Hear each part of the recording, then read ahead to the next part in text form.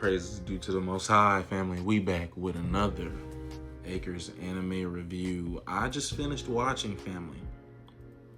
Season 4. We're so blessed. Season 4 of That Time I Got Reincarnated as a Slime. But moving forward, we just gonna call it Slime. You feel me? Slime is back. And I'm happy. Okay, so, and family, a lot happened in this episode. There was a lot there, but that's partly because of such a large cast in this show. But anyhow, I liked the approach they took to like a refresher review episode, because I definitely needed some of that. There's just so many characters to keep up with, family. But so basically what's happening is we tune into Dimiru-sama. Rimuru is like basking in the glory that is Tempest, right?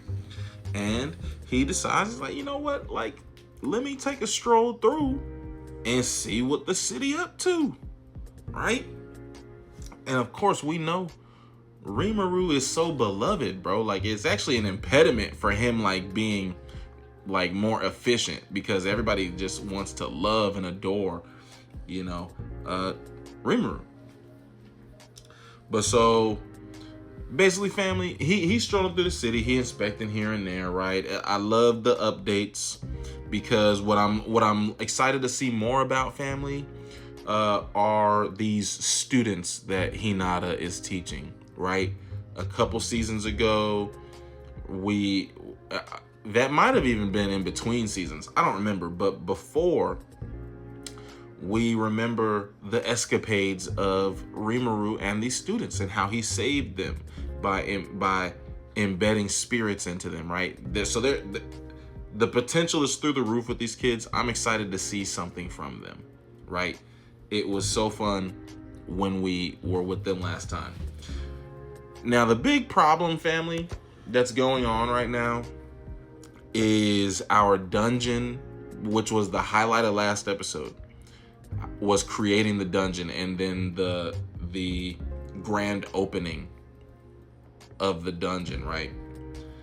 The dungeon is not doing so hot right now. So we've got to make some business decisions. Okay? Basically, family, the dungeon is too difficult. And so these right? I mean, we have to keep in mind how strong Rimuru is. Excuse me. And even in the discussion where we're brainstorming the solution to the dungeon, right? Later with Masayuki. Even when we were discussing the solutions, we were introducing Masayuki to Veldora and Ramaris, right? And he was like mind blown because of like the level of grandeur that are these characters, right? Like, these are cataclysmic. Like, do you understand what Veldora is, family? Right? And so, and Rimuru, like, he's come on now. So we made the dungeon too difficult.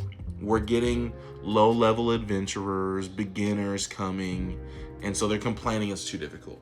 We understand. We'll adjust. Basically, and Masayuki hit the nail on the head. He said, hey, we need bathrooms and food, like, on each level, right? There's 100 levels to the dungeon. We need bathrooms and food on each level.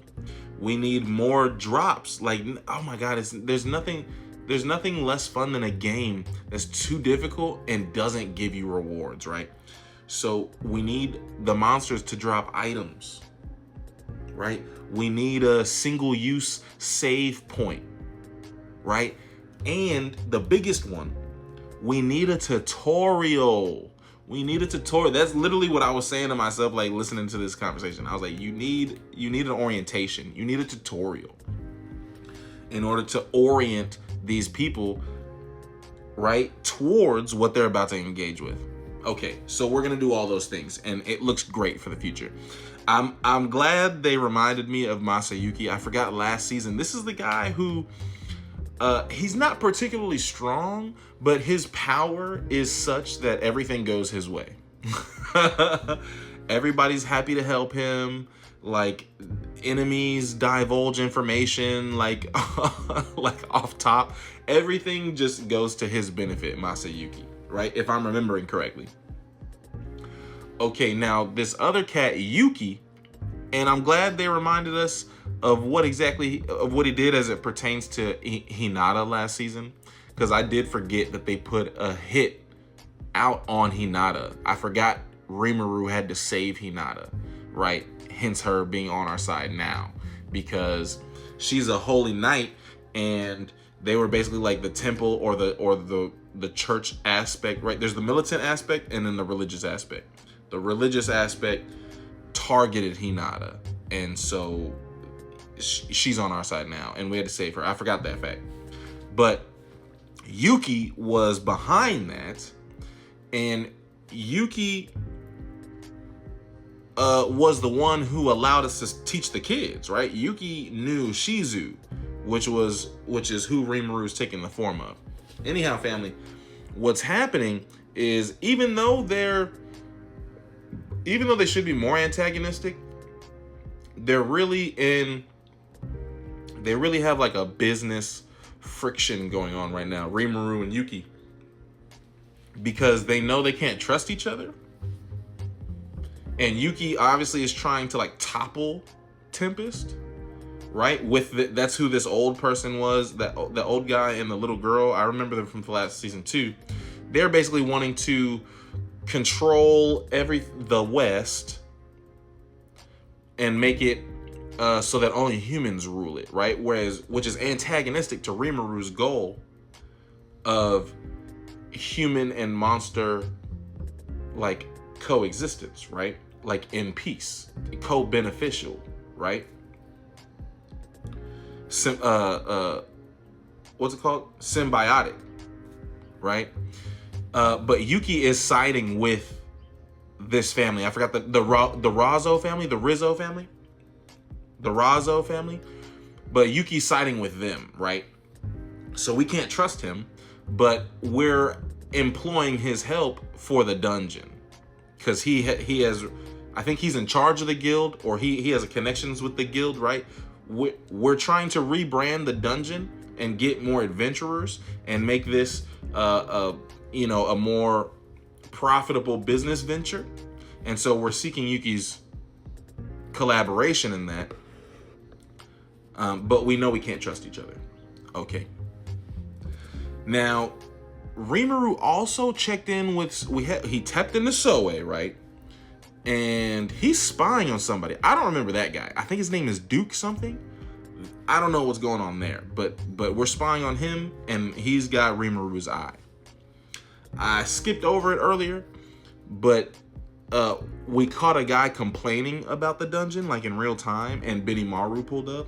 Man, that's just my favorite slime character. I mean, just even like the 30 seconds that he was there, he's this guy was upset about the dungeon. He's complaining to the goblins, so he's thinking, and he's talking mess. He's like, "Oh, you monsters!" Right? The very person that Rimuru wants to like readjust or remove, but he's like, like you guys aren't so tough.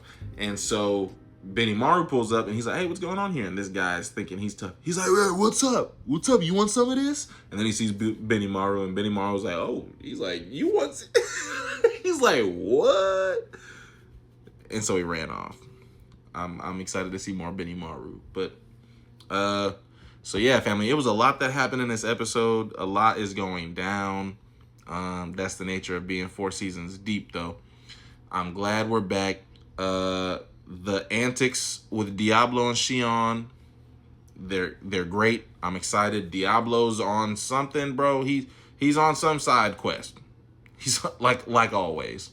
And Shion made progress. She's no longer making like unedible stuff, or at least the tea she made this episode was good. All praises due to the Most High, family. Peace and love.